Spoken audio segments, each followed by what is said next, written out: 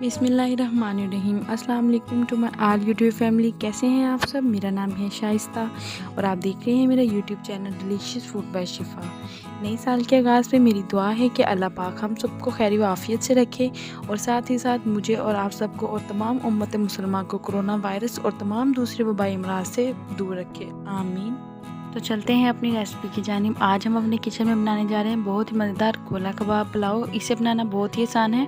गोला कबाब पुलाव बनाने के लिए हमें चाहिए गोला कबाब। ये मैंने लिए हैं तकरीबन आधा किलो। ये मैंने ऑलरेडी बना के फ्रिज में रिस्टॉक किए होते हैं। अगर आपको इसकी रेसिपी चाहिए हो तो मुझे बता दीजिएगा, मैं आपके साथ शेयर कर दूँगी।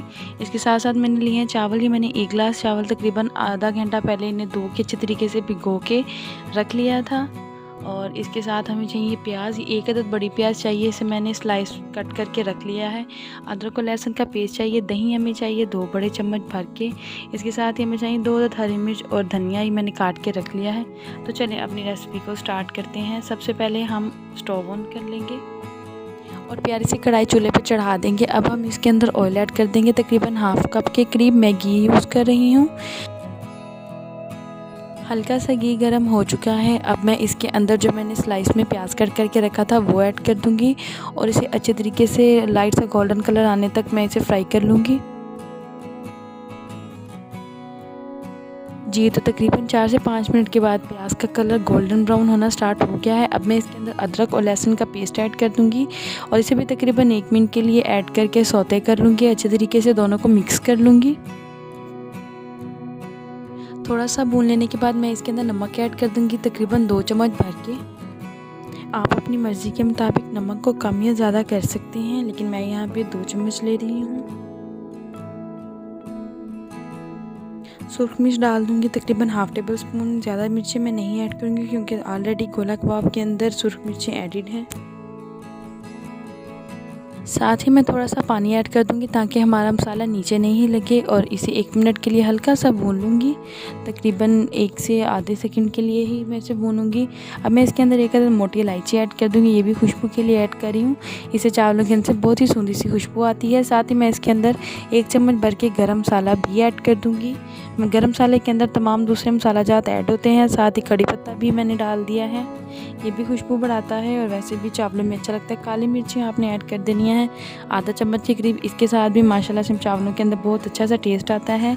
साथ ही मैं इसके अंदर अब ऐड कर दूंगी दही, जो मैंने 2 बड़े चम्मच भर के लिया था।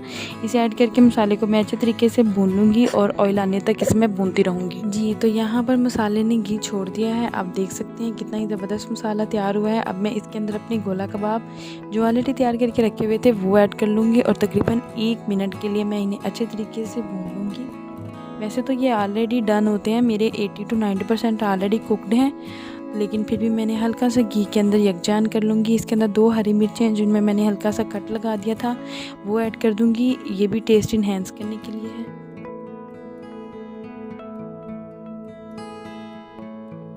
अब मैं आपको करीब से दिखा देती हूँ। माशाल्लाह से आप देख सकते हैं इसकी लुक कितनी ही ज़बरदस्त लग रही है। बाय फेस ही ये बहुत खूबसूरत लग रहा है। मसाला हमारा बिल्कुल तैयार है। इस स्टेज पे मैं अब इसके अंदर धनिया ऐड कर दूँगी। मैं 1 गिलास चावल बना रही हूँ, इसलिए मैं इस स्टेज पे आके इसके अंदर 2 गिलास पानी ऐड कर दूँगी और साथ ही मसाले को हल्के हाथ से थोड़ा सा हिला लूँगी।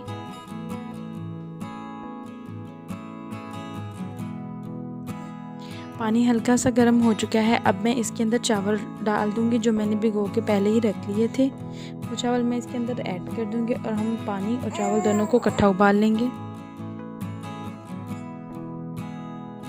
चावल ऐड कर दिए हैं। अब एक दफ़ा से दोबारा चावलों को हिला लूँगी ताकि चावल और मसाला दोनों आपस में मिक्स हो जाए। चावल ऐड करने के बाद चावलों के अंदर ज़्यादा खमीर मत चलेगा वरना हमारे चावल टूट भी सकते हैं। बॉयल आने का हम वेट करेंगे। यहाँ हमारे चावलों में बॉयल आना स्टार्ट हो चुका है, आप देख सकते हैं। आंच को मीडियम कर देंगे और मज़ीद बॉयल आके पानी ड्राई होने का वेट करेंगे।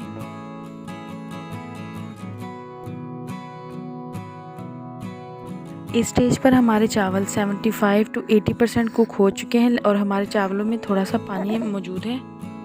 तकरीबन 5 मिनट पहले आपने तवे को प्री हीट होने के लिए चूल्हे पे रख देना है और उसके बाद चावलों को तवे पे रख के आपने 20 से 25 मिनट का दम वाली आंच के ऊपर चावलों को दम लगा देना है। जी, तो आप देख सकते हैं माशाल्लाह अल्हम्दुलिल्लाह से चावल बहुत ही ज़बरदस्त पक के तैयार हुए हैं। आप देख सकते हैं चावल कितने ही ज़्यादा खिले और अलग-अलग से हैं। आप चावलों को मिंट रायता या दही वाले आम रायते के साथ या ज़ीरा रायता के साथ भी सर्व कर सकते हैं। मुझे उम्मीद है कि आपको हमारी आज की रेसिपी बहुत ज़्यादा पसंद आई होगी। काइंडली मुझे और मेरी फैमिली को अपनी दुआओं में याद रखिएगा। वीडियो पसंद आई हो तो वीडियो को लाइक ज़रूर कीजिएगा, कमेंट करना मत भूलिएगा। मिलते हैं इंशाल्लाह से नेक्स्ट वीडियो के साथ। अपना भी बहुत ज़्यादा ख्याल रखिएगा। तब तक के लिए खुदा हाफ़िज़।